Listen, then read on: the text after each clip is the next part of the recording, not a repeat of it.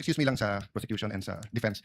Witness, one point lang, maybe one Yes, or sir. two question on that Yes, Your point. Honor. Sabi mo, the President, sa pananaw mo, and yung iba, Speaker Martin felt threatened.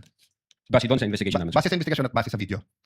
Base sa video, sa investigation, at sa ibang testimony. So if they felt threatened, that means tingin nila totoo yung sinabi ni VP Sara na patayin sila. Kasi they wouldn't feel threatened if they don't think na she meant it, na patayin silang tatlo, right? In our investigation, they trinato nila yung utterances as seryoso. Yes, so Banta they ito. won't feel threatened unless tingin nila seryoso yung threat. According to them, seryoso yung threat. Yes, sir. okay. But the threat was, pag pinatay niyo ako, papatayin ko kayo. So kung hindi naman nila sila balak patayin, why would they feel threatened?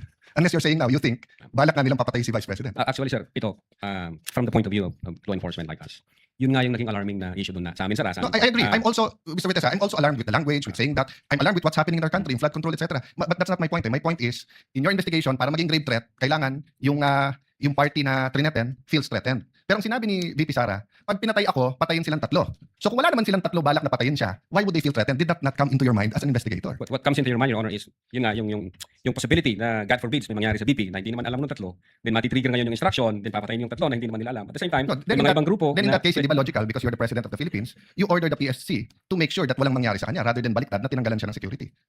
nung I'm tinanggal, just following your logic. I won't, Yes, sir. I won't argue. Finish your ano. I'm satisfied, Mr. President. I'm just trying to figure out nga, no, how you came about yung grave threats, given Yeah. na ang sinabi niya kung papatayin ako. So We- finish your answer so that we qualify that grave threats sa term namin as event-based condition na yun nga, pag nangyari yung event, magti-trigger ngayon yung threat ng Vice President.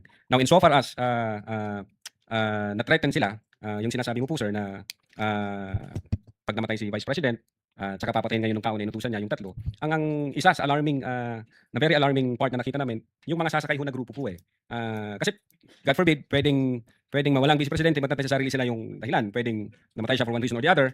Then ang impression na ng marami, ang may kasalanan nito, yung tatlo. So again, magkakalabo-labo na yan. May sasakay na sa issue, thinking na pag pinatay nila yung tatlo, ang sisisihin ngayon yung company Vice Presidente kasi may attirances na ginawa ang Vice Presidente to that effect. So yun ho yung sa investigation namin. Now, so far as pumasok ho yung elements ng grave threats, yeah, we believe na pumasok yung elements ng grave threats kasi nasatisfy ho lahat ng elements ng grave threat based on the revised I'm assessing your answer, but malayo na malapit yung sagot mo dun sa triggering events, ha? Kasi parang logical, di ba? Dahil sinabi niya yon, baka may gumawa. Hindi nga, mag-trigger, papatay sa kanya. So para matrigger na patayin ang Pangulo, you're saying that VP Sara is asking other people to kill her so that they can kill Marcos. Di sana sinabi na lang niya patayin niyo si Marcos. Sabi mo i-trigger, but anyway, I'm trying to process, but hindi logical yung sinabi mo that event will trigger. Because the event that will trigger the assassination on the tree is the killing of the Vice President. And the Vice President will not tell people, kill me so that you kill them. Precisely, Your Honor.